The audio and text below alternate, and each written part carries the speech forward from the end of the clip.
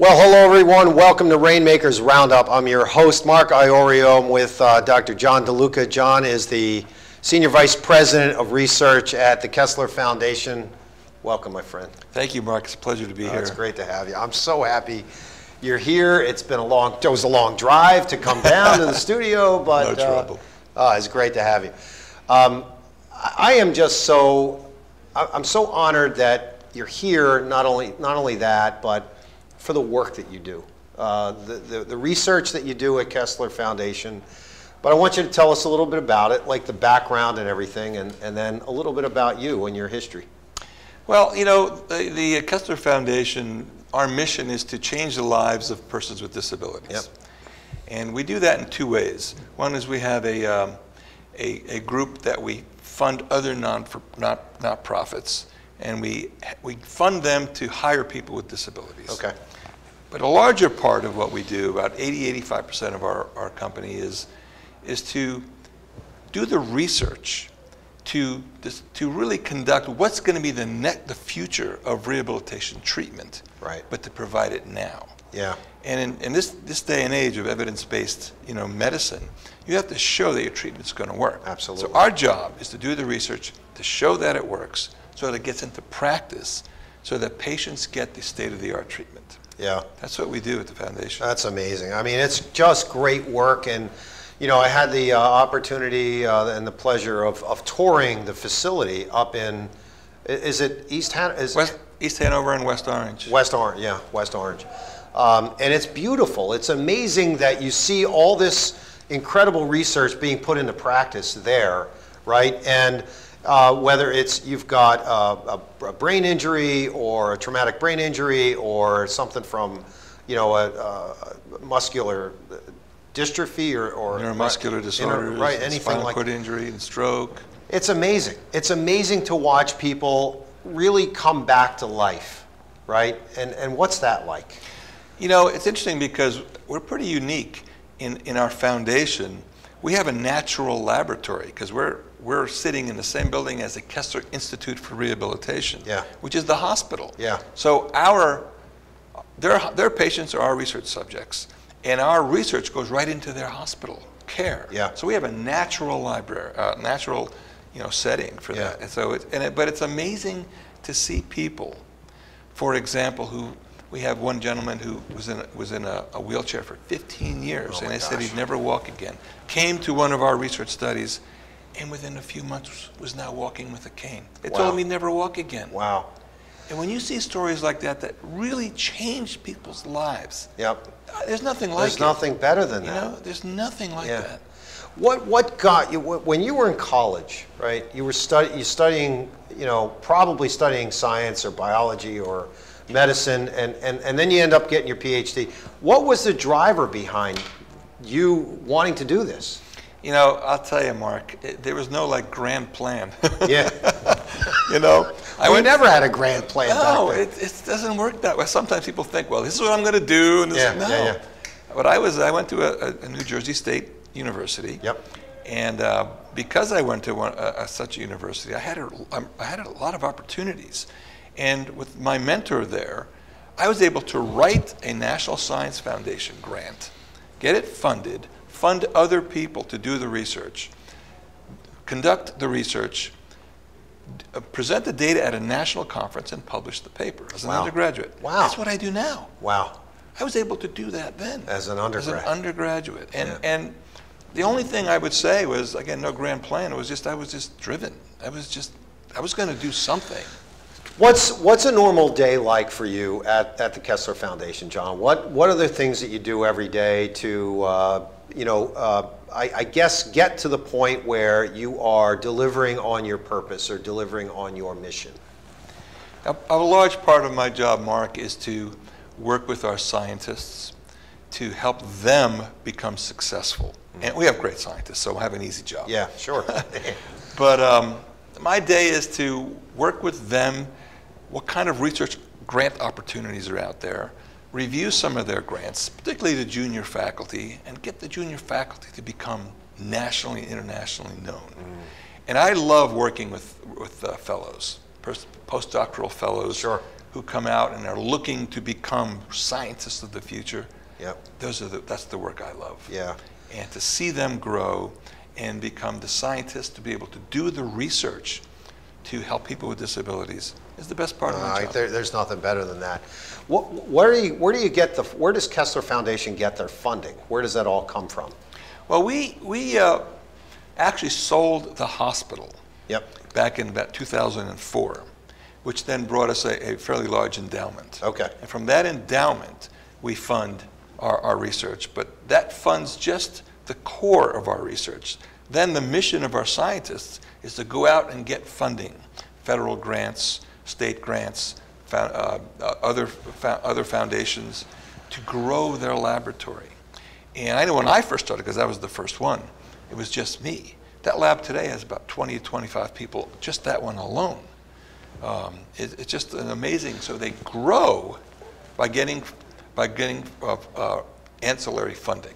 Isn't that an interesting skill set to be a scientist and then to have to go out and raise, or not so much raise funds, but build grants or develop grants, John, that help them raise funds that help fund the programs at the Kessler Foundation? That's kind of an interesting dynamic, isn't it, for a scientist? Well, it's science in America. Yeah, like capitalism. True. Yeah. You have the core funding to support you and support the core activities. Right. But we provide the opportunity to grow, to make it bigger, Yeah.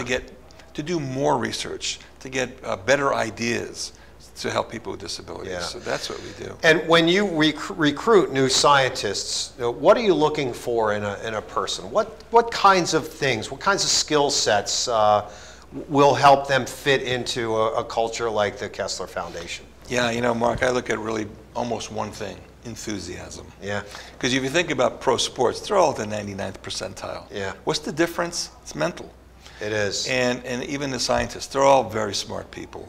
But I'm looking for enthusiasm. Are you really passionate about this? Yeah. And those people just blossom. Yeah. You've got incredible leadership at the Kessler Foundation and a great, just a great staff. And when I'm there, when I'm on Zoom calls with people, it just, it's got a completely different feel from anywhere else. Why do you think that culture exists there, John? What's the glue that keeps everybody together? I know a lot of it has to do with your mission, but it's people. It's absolutely people, Mark. It's interesting. I always tell the story, at a typical university, a professor gets a nice grant from the federal government, let's say. Yeah. And they have a grant for 3 to 5 years, and that's what they do. At the foundation, you get a federal grant, and what do? They start writing the next one. Yeah.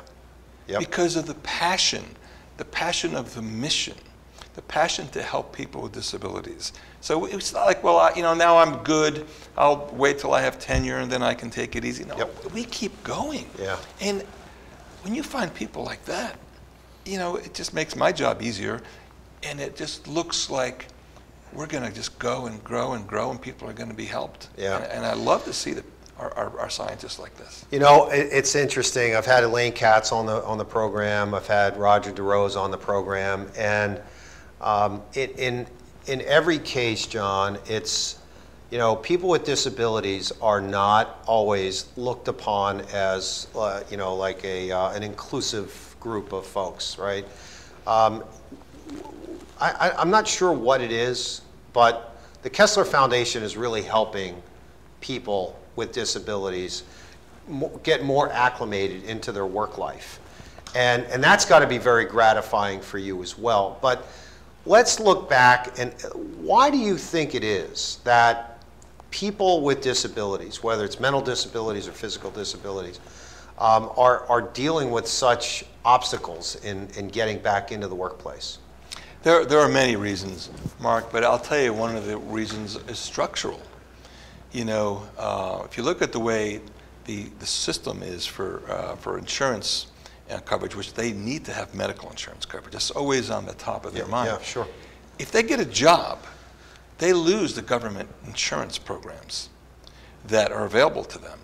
So a lot of them don't want to get a job and then maybe lose the job in a couple of years and then have to go back and try to get on government supports. Yeah. So the government system is set up that people, they have to think twice as to whether they can get into the employment system, even if they want to. And there are ways to do that, but most people don't even know about it. That's a shame because, you know, I'm in a building where my office is in a social profit center, and because I run a nonprofit as well as my business, and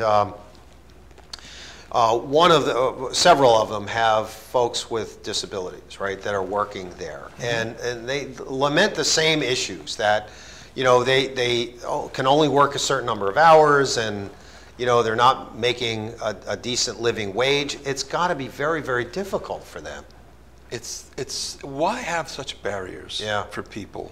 You know, there's no excuse for it. We should be supporting these people. Absolutely, not putting up barriers exactly. so that for them to grow. And imagine, you know, if we could get them a job which they make a salary for doing the same metric as anybody else. We don't want anything special. Sure. But you go off the government supports, and then the government's not paying for those services. The government actually saves money. And the person feels better. They're supporting themselves, their families. They don't let the disability get in their way. The one woman that runs this one program, John, she has asked me several times. She said, "Mark, just do me a favor. Come in and say hello to everyone, because it makes everyone feel good, right?" So I do. I go into her room. And I say, "Hi, Janine," you know, and I go around the table and everyone says hi and everything. Now they know me by name, right? And it's a good feeling because otherwise they don't feel like they're part of the whole group. It's a big giant building and there's a number of organizations in there, but it doesn't take a lot. No. It really doesn't. Tell us about a really proud moment. I mean, you've been there for 32 years, right? So you've been there for a while. But there's got to be some incredibly proud moments that you've had while you were at Kessler Foundation. Can you share a couple of them with us? Well, yes. You know, going back now maybe 30 years, where I was at the time doing 50% clinical work and 50% research. I remember seeing a patient, and she was about 16 or 17. She was underage. She had multiple sclerosis, and I was assessing her cognitive skills. And, you know, it became clear that she was having some challenges. It became clear to her. And so the next day, the chair of my department says, "What did you do to that patient?" I said, "What?" "Well, her parents are complaining like crazy that you're telling her that she has cognitive problems and she can't do this and that." And I'm like, "I didn't say any of that." And then the patient came and said, "I want to know everything about what's going on." And what happened was the parents were just taking care of her. Like she was disabled, she can't do anything. Right. But she wanted to know. No kidding. And she was determined, and it turned out was like the parents said, "Okay, let's go ahead with this." Wow. I mean, it's great to see that, but that's what used to happen. Yeah. "I'm just going to take care of you. Don't worry about life." Right. That was a great moment to see her, a young woman, be able to say, "I want to know about this. I want to know about me, what's happening." That's amazing. That's great. So she had MS. She had MS. She had MS. Do you keep track of patients who come through the Kessler Foundation? Well, we do. Yeah. We do a lot of that. People come back because they want to know. Well, I was in this research project. Is there another one I can get into? Yeah. Because it was so fantastic. Yeah. And a lot of people come back, and we keep track, and they ask to come back. That's great. And be part of our work. That's awesome. We're going to have to take a quick commercial break. When we come back, we'll talk to you more about your journey, right? And some other things to talk about with Dr. John DeLuca before we end this episode in about 15 or 20 minutes. We'll be right back after this message from our sponsors, folks. Don't go away.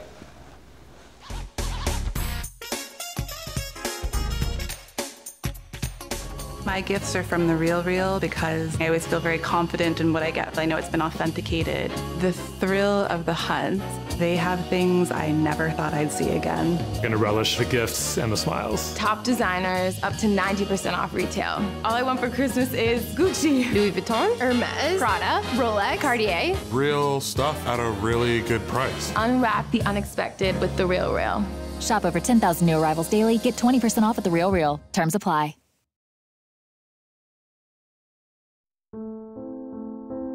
More than 200,000 people in the U.S. who have died from COVID-19. Hundreds more die every day, still an alarming rate of loss. Masks matter. These masks, they matter. It matters, it saves lives, it prevents the spread of the disease.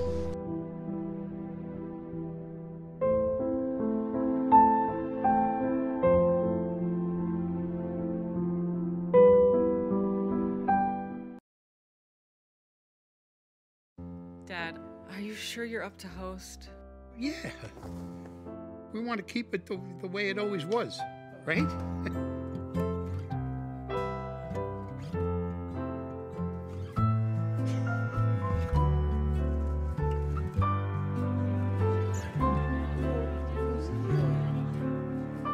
That's your grandma.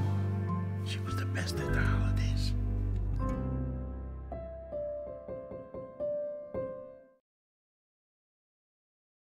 Once upon a time, there was a reindeer named Tiptoe, and everyone just knew Tiptoe could fly. Shouldn't you be getting ready for your flying test? It's nearly Christmas! Me? Fly? Maybe next year. Everyone, that is, except Tiptoe. She's just scared. But flying is awesome! I flew once in an airplane. Wait, that's it? They gave us snacks and earphones. I watched like 10 movies. So Tiptoe's friends visited the North Pole's greatest makers, who came up with their greatest invention yet. Ta-da! Wow. What is it exactly? It's a barometrically elevating levitation instigation engine with vehicular enhancement. It's a flying machine! It works! Tell Santa I'll do the test! Ho, ho, ho. Whoa!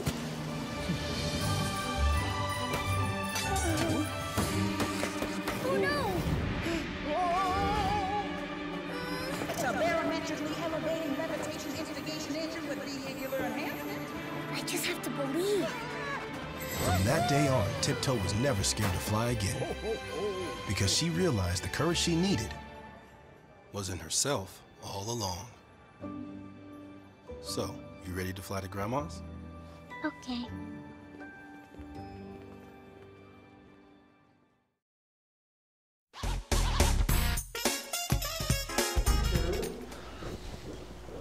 Welcome back to Rainmakers Roundup. I am your host, Mark Iorio. I'm with Dr. John DeLuca. John is the Senior Vice President of Research at the Kessler Foundation.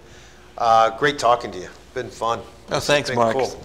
Tell us a little bit about your background. I mean, you went to this state college, right? But even before that, your parent, you come from a great family, right? You were telling me the story about your mom and dad and how they met.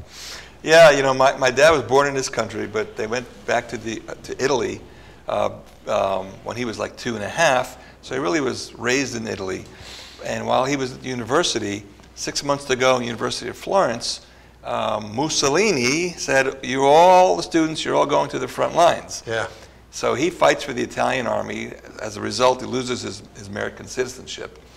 But he comes back to the United States, seen as an immigrant, but right. He says, I need a wife from Italy. God bless him. So he goes back every year to Italy, and one day he's driving up this road in a small town, I mean, tiny, and he sees a woman sitting outside, and he goes, that's her. That's cool. That's how they met. There was in April. In June, they were married. Wow. But he had to come back to the United States. Yeah. So they set it up, so you have to come, but back then it wasn't so easy. Yeah. And all of a sudden my mom starts feeling a little funny. Yeah. So she's pregnant with me. Oh my God. So she comes to the United States when she's 8 months pregnant with me. So I was born here. Yep. But my first language is Italian because she didn't speak English. No kidding. Oh, that's great. What a story. Yeah, it's amazing. So you grew up in New Jersey, northern Jersey, Yes. and you went to a school here. What was the driver behind you wanting to explore science? Where was that coming from? You know, I'm a musician. I've been a musician for decades. I won't say how many. And you know, when I was playing, we're about the same age, so you know, figure it out. When I was playing, it became clear to me that I didn't want to do that for a living. Yeah. So I said, I'm going to college, but I didn't know exactly what. But I knew it had something to do with science. I tried chemistry. I said, that's no good. No good. Took a botany course. I said, that's not the way to go. I took a statistics course, and I liked it. But then I took calculus. I said, not doing that. But I took a psychology course, and I just really liked it. And I just sort of I found something. Right. And then I was able to really do some research, get some funding, publish some papers as an undergraduate. And then my mentor said, you have to go to graduate school. I said, what's that? Yeah, right. So I went to graduate school, and I did pretty well. And then I did my fellowship here in New Jersey, and I got a job at Kessler. Wow. So you've been there ever since? Yeah, my fellowship here was in Edison at Johnson Rehab Center for a couple of years. Yeah, yeah. But then I moved to Kessler. I've been here 32 years, yeah. And your focus has been on neuroscience the whole time, right? Yes. And how the brain functions, how the brain works. It's fascinating. Yeah. Isn't it? There's nothing like that 3-pound mass. Yeah. That's 75% water. Yeah. That makes us who we are, how we talk, how we interact, how we feel, how we love, how we hate, how we think. Yeah. There's nothing like that, you know. And it's so fascinating to see how that works, but also what happens when it becomes damaged. Yeah. And what we can do to help people get back and improve their lives from damage to that critically important structure. And you know, when in the 32 years, the 3 decades that you've been there, John, the advances in understanding how the brain works and how to repair damaged portions of the brain it has to be pretty amazing to you to watch that, right? Yeah. Talk about that. It's been pretty dramatic to think about what we would do back then compared to what we can do today. And mostly that comes from research, whether it's basic science understanding brain mechanisms or rehabilitation science.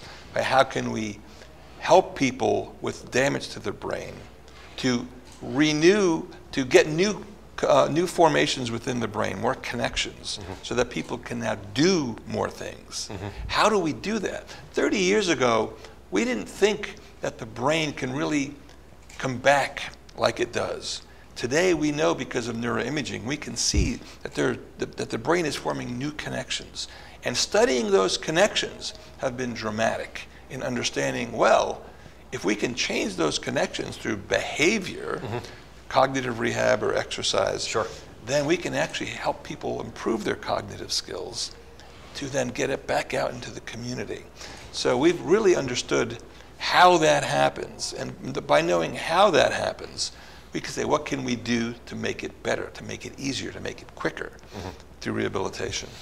It seems to me that in science, you know, the brain is one of the last frontiers in terms of understanding, you know, not just how we function, how we love, how we hate, how we, you know, interact with one another, the feelings, the emotions that we have. And, you know, as we look at, and, you know, you do your research at Kessler on repairing or helping repair damaged brain, what has that process been like for you as a research scientist, as a former clinician in a sense? Yeah, you know, it's interesting, Mark, because, you know, when we're looking at the brain and how the brain changes and how we can change the brain, but then what I do is I look, it's a person. Yeah. You know, I'm dealing with a person who has love, who has a family, who has dreams and wishes. A lot of times you're talking about kids in their teens, 20s, 30s. Yeah. You have a whole life ahead of them. So while we study the brain, then I look and say, no, we're really studying this person. Yeah. How do we get this person back into life, right, so that they can enjoy, they can have dreams? And that's what I see when I look at the research on brain. Yeah. And the stories that were being shared with us when we were touring the facility were pretty remarkable. To watch people who, I mean, you mentioned this gentleman who was in a wheelchair for 15 years, and he was able to walk with a cane. That really, if that doesn't give you goosebumps, I don't know what will, right? But I'm sure you've seen other situations too, where people have come in, and as you said, this young lady with MS, right? She wanted to know more. She did. And if you treat people with that level of dignity, where they're not wrecked, they're not discarded, they're not thrown away like an old shoe, they're people. That's right. Right? And there's so many stories in so many different ways. So Mark, we just opened a Center for Spinal Stimulation just almost 2 years ago. And we have individuals who have spinal cord injuries where they, you think that they can't do things because they can barely move their upper extremity, for example. But we're now stimulating the spinal cord. Wow. And by doing that, in this one example, this individual used to be he was going to be a pro baseball player. Wow. He was in the minor leagues. And of course, now he could barely move his upper extremities. One of his dreams was to be able to throw a baseball to his kid. After about a couple weeks of stimulation, where he couldn't even grab a water bottle and pour it, now he's grabbing a baseball and throwing it to his kid. Oh my God, that's amazing.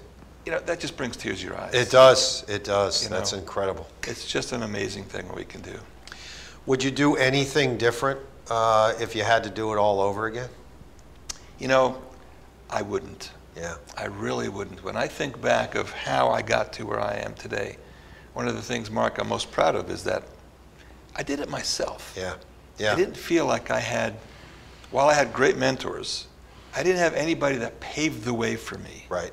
I had to forge ahead. Yep. And I love that. God bless you. I have those great memories for me that said, I made it happen. Yeah, that's wonderful. Yeah.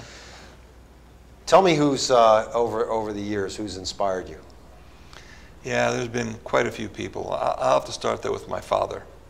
That's great. Yeah, my father, again, I told you he couldn't complete his college in Italy because he was forced to go fight. Yep. But when I did my doctoral dissertation, I dedicated it to the real intellectual. Yeah. Because he was a very smart man, but he didn't have the advantages in some ways. Even though he wasn't disabled, society didn't set up a system for him. Yeah. But my mentor at undergraduate, he allowed me to be able to see what's available for me in terms of grant funding and becoming a research scientist. Yep. But to be a real scientist, I had to go to graduate school. My mentor at graduate school was really the person who made me the scientist that I am today. He just passed away. Oh. And he was just an incredible person for me. That's great. Yeah. That's great. And all they do is they send you to water. Right. And you have to drink yourself. Exactly. And I'm proud of the fact that I did the drinking. Yeah. They pointed you in the right direction. That's great stuff. Thank you. I appreciate it. Oh, it was really a pleasure. Absolute pleasure. So if you want to get in touch with you, right? If there are research scientists out there that are looking to work for one of the finest research institutes in the world, right?